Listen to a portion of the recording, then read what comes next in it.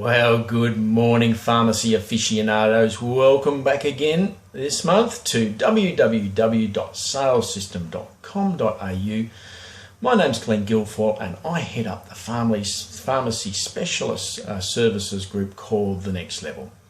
And we exist in the passionate belief that those pharmacies in the difficult and challenging environment that we all face, who reinvent their service model based on every health customer visit experience being featured by a complete hosting experience, a total solution conversation, will be the pharmacies that rise above the kind of burning platform scenario that we're in, and become the true beacons, the true health destinations in our communities, towns and suburbs that represents the first port of call, the first health destination for the folk in that community.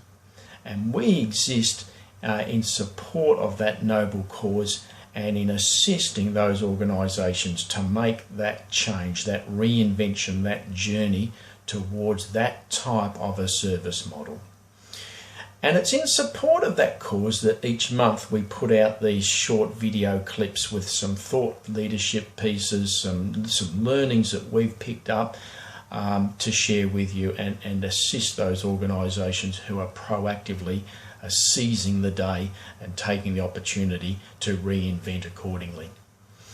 Now, for the last couple of these monthly bulletins, we have been talking very much about the different type of sales conversation that needs to, or the service solution conversation that needs to underpin each health customer visit in order to execute this kind of what I call a total hosting complete solution visit experience. And in particular, last month we spoke about and introduced a mnemonic or an acronym called TRAPS to assist that conversation. And you might remember that TRAPS is really an extension, a combination, a more modern version of the sort of the what, stop, go and carer mnemonics that were designed by the Guild and the PSA some 10 years ago to assist in the risk management and duty of care elements of the conversation with the health customer, in combination with the more brazen and openly companion cell oriented acronym of under, over, off that the cosmetic companies teach the retail assistants in the beauty and cosmetic section as a conversation aid to flush out other opportunities to companion cell associated products. So TRAPS is the coming together of those two models. And just to refresh the memory again before I then move into completing the story and wrapping it up for this year, this in fact is our last bulletin edition for this year. To refresh the memory then, T for TRAP in the TRAPS model stands for treat the condition, plus or minus enhance the primary medication if that's not adequately treating the condition. Relieve the symptoms, alleviate the side effects or potential side effects of the primary med, prevent the condition or prevent recurrence, and finally S stands for support the overall health and well-being. So it is the notion of effectively 5 sub-conversations in an integrated total solution flushing out conversation. Now, just to get the team starting to think in this way, it might be useful to run 2 exercises by them at your next team meeting. When I talk about the hosting part of this service model, get your team to discuss and think about the notion or the real life situation when they're sitting at home, the doorbell rings and a long lost school friend that hasn't been seen for years has just arrived in town and out of the blue, unannounced, lobs on the doorstep and rings the doorbell. So replay it in your mind. What do? You answer the doorbell, you embrace your long lost buddy who you haven't seen for a decade, invite them in, make them feel at home, tell them how excited you are to see them again, offer them a seat, and bring out the nibbles and offer a drink so that you can all sit down, relax, and have a good conversation and really get the most out of the time together in that visit experience. As the pleasant time wraps up and your long lost friend needs to hit the road again, of course you walk them to the door. Again, another healthy embrace. Tell them how much you've enjoyed them popping in and the visit, and you walk them all the way out to the front door and even possibly out to the car. Now, I am being a little bit analogous, of course, but if you think about the principles of totally hosting the visitor to your home in that scenario, and think about the applications of that scenario to your customers' totally hosted visit experience when they come to your pharmacy. Great exercise to run by the team. Second exercise, when I talk about the complete solution conversation piece, get your team in a separate exercise to think about the notion that the legal pharmacist check of any dispensed medication that needs to take place before the script is handed back to the health customer at script out. Get them to think that in a hypothetical situation, they are not allowed to undertake that legal check at the back as they normally would do and have been trained to do. Get them to think, even role play, how that legal pharmacist check would unravel and take place if they were forced to actually do it in collaboration and in discussion with the customer right there and then at script out. Now, I'm not necessarily suggesting that that should be best practice, but it's a really interesting exercise to get your team to undertake at the next team meeting.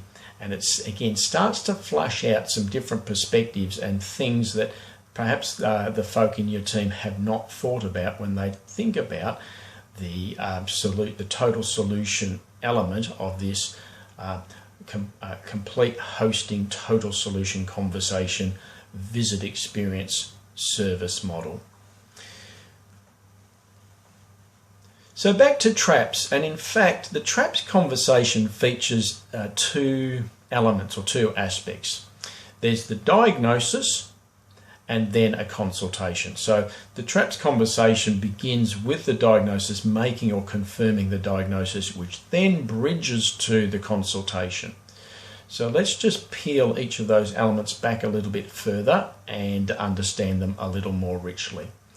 So the diagnosis, whether we're talking about a script or an OTC customer, is really the notion of making or confirming if someone else, principally the GP, has made a diagnosis. It's getting away from the initial focus of being products, symptoms, side effects. It's actually the notion of getting to the heart and soul of the diagnosis. So using your situation questions, open with an open question, try to get to the nub of the diagnosis as quickly as possible and with as few as possible situation type questions. I would suggest sort of 1 to 3 if you can, to make and confirm the diagnosis.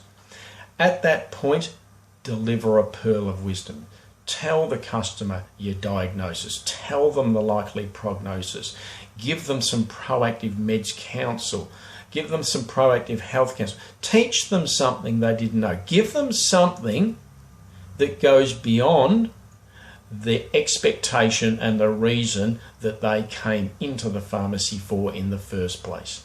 And that builds you the right to make the bridge across to the consultation. You've actually then earned the right to then host the consultation part of the consultation, having executed the diagnostic part in that way.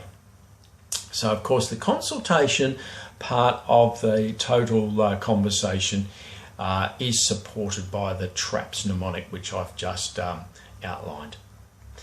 And this is where your skills in asking the right questions the right way and then advising the right solutions in the right way comes to bear. Because again, you're really putting together 5 integrated sub-conversations into a total conversation. So each letter, the treating the condition, the relieving the symptom, the alleviating the side effect, the preventing of the condition and or recurrence, and the conversation around supporting overall health and well-being is in fact 5 cycled through sequential conversations, which should all be predicated by the disciplines and skills of asking the right questions the right way, and then and only then bridging across to your nominated and preferred product, service or advice to actually then provide that element of the complete solution. Now, there is a set of skills that we're going to expand on in next year's series when we come back on the other side of the New Year break. Suffice to say at this stage that the 4 skills, asking the right questions the right way, proposing the right solutions the right way, are integral, inalienable and fundamental in terms of actually conducting these 5 sub-conversations that come together in the total TRAPS conversation. Of course, there will be a whole host and multitude of different scenarios in terms of the different types of customer visits and their reasons. The good news is that just as I've alluded to the notion that in fact there are only 4 skills you need to master to actually conduct an effective TRAPS conversation, whilst there are myriad different customer scenarios, in fact there are only 5 that you really need to master to cover the 80-20 rule. It's the script customer who's on established meds and who is an established customer, one known to you, regular customer. Script customer, established meds, but it's a new customer. Script customer, new meds, new or established customer. And then over to the OTC counter, the 4th scenario is the solution-seeking OTC customer who comes in and hasn't supposedly pre-diagnosed and is asking for your diagnosis and solution. And then there's the 5th and final scenario over at the OTC counter that we call the self-medicating, the customer who's either had the condition and or med before and is coming in asking for their nominated product and service. So the skills in conducting a TRAPS conversation need to be flexible enough to cover those 5 scenarios, and again next year we're going to go into the adaptation of each of those for each scenario. But again, good news is there's only 4 skills you need to learn, and inherently there's actually only 5 ways in which those skills need to come together to cover the 80-20 rule of all the different potential customer and patient scenarios that you need to apply the TRAPS conversation to. So that rounds out the conversation, at least at this level, for what I've covered this year in terms of this sort of total hosting, complete solution conversation, the expanding and recalibrating of the health customer's narrow expectation so that they come on the journey as well and see the value in participating in this wider and broader conversation with you. So I hope again that that's given you some food for thought in terms of how you upskill or think about upskilling your team and changing your business model to adapt to the opportunities in the new environment, 6 CPA and so on. Don't forget, we're always only a phone call away, and I hope that that's given you some new insights to help you take your service model at the dispensary to the next level. Over and out for now.